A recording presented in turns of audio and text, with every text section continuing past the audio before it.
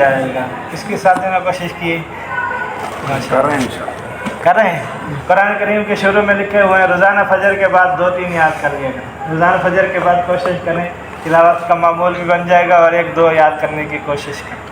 تو جو بھی ہے تو دعا کا طریقہ کہ اللہ تعالیٰ کے ناموں کو یاد کرنا، وَلِلَّهِ الْأَسْمَاءُ الْحُسْنَىٰ فَادْعُوهُ بِهَا، کہ اللہ تعالیٰ کے بہترین نام ہیں، انہی کے ناموں کو اسی کے ذریعے سے کیا کرو، فَادْعُوهُ بِهَا۔ فَادْعُو کا معنی کیا ہے؟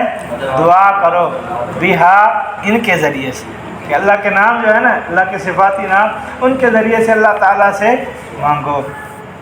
تو یہاں بھی یہ ہے کہ اللہ تعالیٰ کے صفاتی نام، تو دعا کا طریقہ بتلایا گیا کہ دعا تعلیم المسئلہ اس لیے کہا گیا کہ پہلے اللہ تعالیٰ کی حمد و ثنا بیان کرے، اللہ کے صفاتی نام بیان کرے، اللہ کی بزرگی بیان کرے، اس کے بعد کچھ نہ کچھ عبادت کر کے، نوافل پڑھ کے، توبہ استغفار کر کے، کوئی عبادت کر کے پھر اللہ سے دعا مانگے، اللہ تعالیٰ دعا کو قبول کرے۔ تو یہ فاتحہ میں طریقہ بھی بتلایا گیا، دعا بھی سکھلائی گئی، اس لیے کہتے ہیں اللہ نے خود دعا کا طریقہ سکھلایا، مانگنے کا حکم بھی دیا، ادعوہ بیا کیسے ہے فاستجب، ادعونی استجب لکم، کہ مجھ سے مانگو اور میں تمہیں کیا کروں، قبول کروں، میں تمہیں عطا کروں۔ تو اللہ نے دعا کا حکم بھی دیا، دعا کا طریقہ بھی سکھلایا، اور سب سے پہلے کہ اللہ سے ہی مانگنا ہے، اللہ سے ہی مانگنا ہے۔ تو یہاں پر یہ ہے کہ تعلیم المسئلہ، تو یہی روایت کے اندر ابو ہریرہ رضی اللہ تعالیٰ عنہ کے 7 آیات ہیں کہ پہلی 3 میں اللہ کی حمد و ثنا، آخری میں دعا، درمیان میں ثنا اور دعا دونوں ہیں، دعا کا طریقہ بھی بتلایا گیا۔ تو الحمدللہ رب العالمین، الحمدللہ کے اندر جو الف لام ہے، حمد کا معنی تو تعریف ہوتا ہے، الف لام جو ہے تو مفسرین فرماتے ہیں یہاں الف لام 2 طرح کے ہوتے ہیں، ایک ہوتا ہے استغراق کے لیے، استغراق کا معنی ہر طرح کی تعریف، چاہے قولی ہو، فعلی ہو، تعریف کی کوئی بھی قسم ہے، زبان سے بھی آدمی تعریف کر سکتا ہے، فعل سے آدمی کیا کرتا ہے، تعریف کر سکتا ہے، لکھ کے بھی آدمی کیا کرتا ہے، تعریف کر سکتا ہے۔ تعریف کی بہت ساری قسمیں ہیں، تو ایک تعریف کی قسمیں جنسی بھی کہتے ہیں الف لام، اور استغراقی بھی اس کو کہتے ہیں۔ اس لیے تمام ہمارے پاس جو ہے 2-3 الفاظ ہیں، عربی کے اندر اسلام کے بہت سارے معنی عربی میں تفسیر کے اندر لکھے گئے، تو ہمارے پاس جو ہے اردو محدود ہے، ہم اس کا ترجمہ کر دیتے تمام یا سب، تمام یا سب، اس کے علاوہ ہمارے پاس اور الفاظ نہیں ہیں۔ عربی میں جمیع کا بھی آتا ہے، کل کا لفظ بھی آتا ہے، بہت سارے الفاظ آتے ہیں، اور بہت سارے، یہ ایسا لفظ ہے کہ تمام تعریفیں اللہ کے لیے، للہ اللہ تعالیٰ کا ذاتی نام، رب کا معنی کہتا ہے تربیت کرنے والا، پالنے والا۔ اب تربیت کس کو کہتے ہیں؟ تربیت کہتے ہیں کہ کسی چیز کو اس کی تمام مسالے کی رعایت کرتے ہوئے، کسی چیز کو اس کی تمام مسالے کی رعایت کرتے ہوئے درجہ بدرجہ، سٹیپ بائی سٹیپ، آہستہ آہستہ ایسے پروان چڑھانا کہ وہ یہاں تک کہ کمال، حد کمال درجے کو پہنچ جائے، تو اس کو کہتے ہیں تربیت۔ اب رب اس لیے کہا کہ اللہ تعالیٰ کی اور بھی صفات تھیں کہ پروردگار کی صفت لے کے ہے کہ دیکھیں باغ کے بیٹ میں اندر بچے کیا ہوتا ہے، ایک نطفہ ہوتا ہے، دنیا کے قرآن کریم میں فرمایا نا فَخَلَقْنَا النُّطْفَةَ عَلَقَةً فَخَلَقْنَا الْعَلَقَةَ مُضْغَةً فَخَلَقْنَا الْمُضْغَةَ عِظَامًا فَكَسَوْنَا الْعِظَامَ لَحْمًا ثُمَّ أَنشَأْنَاهُ خَلْقًا آخَرَ فَتَبَارَكَ اللَّهُ أَحْسَنُ الْخَالِقِينَ۔ اب دیکھیں پہلے ایک نطفہ تھا، پھر لوتھڑا بنا، پھر گوشت بنا، پھر وہ آہستہ آہستہ پھر اس کے اندر ہڈی آئی، پھر بوٹی بنی، پھر آہستہ آہستہ ایک فَتَبَارَكَ اللَّهُ أَحْسَنُ الْخَالِقِينَ، اللہ نے ایک خوبصورت احسان بنا دیا۔ تو آہستہ آہستہ اب دیکھیں ماں کے پیٹ کے اندر جو اب ہے نا کسی چیز کی ایسی تربیت کرنا کہ اس کی مصلحتوں کو بھی سامنے رکھیں۔ اب جس چیز کی ضرورت تھی وہ ساری چیزیں اللہ نے ماں کے پیٹ میں پہنچائیں، خون کی ضرورت تھی وہ ملی، غذا کی ضرورت تھی وہ بھی ملتی رہی، آکسیجن کی ضرورت تھی، جن چیز کی مصلحتوں کی ضرورت تھی وہ ساری اللہ نے ماں کے پیٹ میں پہنچائی، اور کرتے کرتے ایک نطفے سے، گندے پانی سے ایک خوبصورت انسان بن گیا۔ پھر اس کے بعد جب پیدا ہوا پھر چھوٹا سا تھا نا، جس چیز کی ضرورت تھی اللہ نے وہ ساری چیزیں انسان کو دی، کہ ماں کے پیٹ میں جتنی چیزیں مسالے تھی، جو چیزیں ضرورت تھی وہ ساری چیزیں عطا کی، اور جب بچہ تھا باپ کے دل میں بھی رحمت ڈال دی، ماں کے دل میں بھی کیا کر دی، رحمت ڈال دی، پھر اس کی جو ضروریات تھی وہ ساری پھر ایک ایسا وقت آیا کہ حد کمال کو پہنچ گیا، کامل انسان بن گیا، عقل شعور والا بن گیا، اور اللہ کو جھٹلانے لگ گیا۔ ایسے ہے نا کہ پہلے تو ضعیف تھا، کچھ بھی نہیں تھا نا. هل أتى على الإنسان حين من الدهر لم يكن شيئا مذكورا، کہ تم تو وہ انسان ہو کہ تم کوئی چیز تھے ہی نہیں، کوئی چیز مذکور تھے نہیں. کس نے تمہیں پیدا کیا؟ کس نے تمہیں پیدا کیا؟ تو یہ اسی کو کہتے ہیں. اب پورا قرآن اسی رب کی دعوت ہے. دیکھیں پورے قرآن میں بار بار دیکھیں، میں 2-3 آیتیں پڑھ کے سنائی ہیں. دیکھیں تو پورے قرآن میں یہی ہے، رب کی تشریح ہے. اللہ تعالیٰ نے بار بار دعوت دی ہے. افلا ينظرون الى الابل كيف خلقت، کیا تم لوگ دیکھتے نہیں ہو اللہ نے اونٹوں کو کیسے پیدا کیا، کیسے اونٹ پیدا کیے، بڑے بڑے جانور.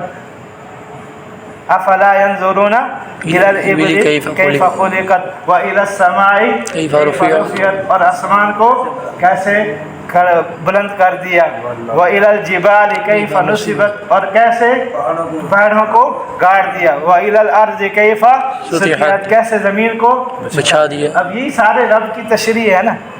یہ رب میں نے پہلے آپ کو بتایا تھا تفسیر قرآن بالقرآن، یہ ساری تفسیر بالقرآن بالقرآن ہے کہ قرآن کریم کی تشریح کا. اب آگے دیکھیں آدمی خود ہے. فَلْيَنظُرِ الْإِنسَانُ إِلَىٰ طَعَامِهِ، انسان اپنے کھانے کی طرف دیکھے کہ کھانا کیسے اس کے پاس پہنچا. ایسے تو نہیں ہو گیا کیسے انا صببنا الماء صبا، کہ پانی کس نے برسایا. ثم شققنا الارض شقا، کہ کس نے زمین کو پھاڑا اور اسے گلا اگایا. کس نے؟ یہ ساری تشریحات ہیں. کئی آخری پارے دیکھیں تو یہ ساری دعوت ہے.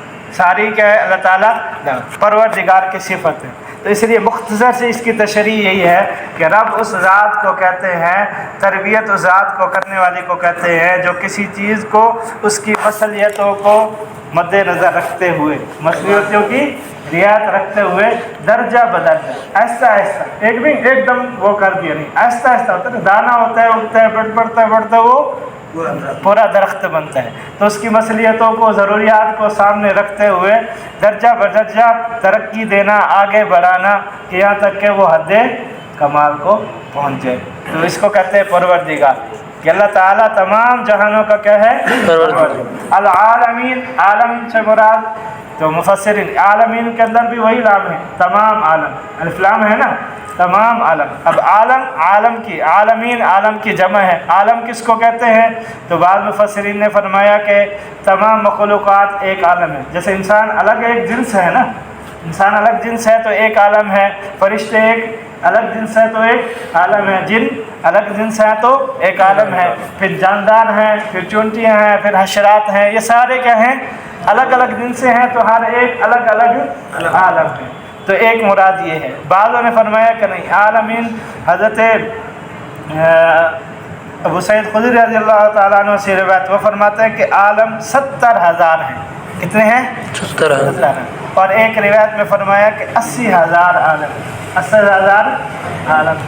اب پوری کائنات کو، جیسے اب سائنسدان کہتے ہیں کہ صرف یہ دنیا نہیں ہے، اور بھی یونیورسل ہیں، اور بھی کیا ہیں؟ کائناتیں ہیں، اور بھی ہیں سیارے ہیں، اور بھی کیا ہیں؟ سورج ہیں. یہ تو ان کے دریافت تھوڑے سے ہیں، لیکن اللہ تعالیٰ نے تو پہلے ہی بتا دیا کہ تمام جہان. اب کتنے جہان ہیں یہ اللہ کے علم میں ہے.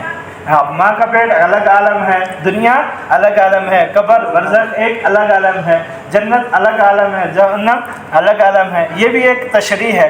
تو عالمی جو بھی ہو، چاہے دنیا کا عالم ہو یا عالم دنیا بھی ہو یا عالم اخروی ہو، سارے کے سارا عالم کا جو پروردگار ہے وہ اللہ ہے. سب کو پیدا کرنے والا اللہ ہے. اس لیے کہنا تمام تعریفیں اللہ ذات کے لیے ہیں جو تمام جہانوں کا پروردگار ہے. تو مفسرین فرماتے ہیں یہاں پر اللہ تعالیٰ نے دیکھا جائے تو یہ ایک تعریف ہے نا، لیکن حقیقت میں اللہ تعالیٰ نے معجزانہ طور پر مخلوق پرستی سے جو ہے مخلوق پرستی کی جڑیں کاٹ دی. مخلوق پرستی ہے نا کہ آدمی جو ہے یا توحید کی جو ہے اللہ تعالیٰ نے تعلیم دی ہے کہ تمام جہانوں کا پروردگار کیا ہے؟ اللہ ہے. تعریفیں اس کی ہیں. پالنے والا بھی کیا ہے؟ وہی ہے. اب آدمی کہے مجھے دکان پال رہی ہے یا مجھے رزق فلاں دے گا، جو مختلف نظریات ہیں. اب دیکھیں اس بات کی طور ایک ہے نفی طور پر یوں کہہ دیتے کہ وہ تمہیں پالتے نہیں ہیں، وہ تمہیں رزق نہیں دے سکتے، وہ تمہاری مشکل کشا نہیں ہے، وہ تمہارے کیا ہے مصیبتوں کو ٹال نہیں سکتے. ایسے نہیں کہا. تبلیغ والوں کی طرح اللہ سے ہونے کا یقین، جب یہ بات کر دی تو ساری چیزیں کیا ہو گئی؟ ختم ہو گئی. تو یہاں پر بھی اللہ تعالیٰ نے شروع میں ہی توحید کی دعوت دی کہ تمام جہانوں کا تعریفیں اسی کے لیے جو تمام جہانوں کا کیا ہے؟ پروردگار ہے. اب یہاں پہ کہ اسی کی تعریف کرنی ہے، تعریفیں اسی کے لیے، جب اسی کے لیے ہیں تو سب کی تعریفیں کیا ہو گئی؟ ختم ہو گئی نا. نفی خود بخود ہوگی. اس بات جو اس بات ہوتا ہے وہ نفی خود بخود کر دیتے ہیں. جب ہم کلی طور پر کسی چیز کو ثابت کریں گے تو اس کے جو متضاد ہوں گے ان کے سارے کیا ہو جائے گی؟ نفی ہو جائے گی. کہ جب ایک چیز کا کلی طور پر اس بات کرے کہ سارے کے سارے میں نے ایک آدمی کو دے دیے، جو کچھ میرے پاس تھا کیا کر دیا؟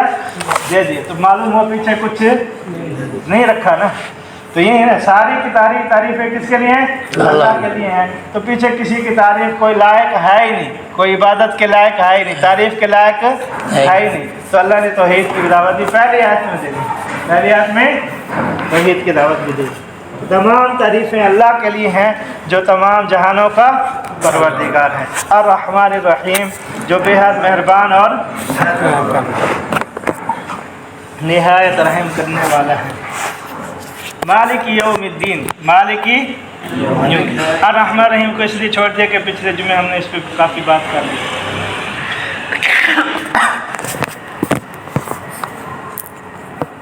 گیا تھا نا الرحمن کہ دونوں ایک ہی مادہ سے ہیں، ایک ہی اس سے بنے ہیں رحمت سے، کہ رحمان کا معنی بھی بہت مہربان، نہایت رحم کرنے والا، رحیم کا معنی. تو وہ فرق اتنا ہے کہ رحمان عام ہے، رحیم خاص ہے. رحمان نے عام اور رحمہ کہ اللہ تعالیٰ کی رحمت دنیا کے اندر ہر انسان کو اللہ کی رحمت پہنچتی ہے، چاہے وہ اللہ کا فرما بردار ہے یا نافرمان ہے، چاہے وہ مومن ہے یا کافر ہے.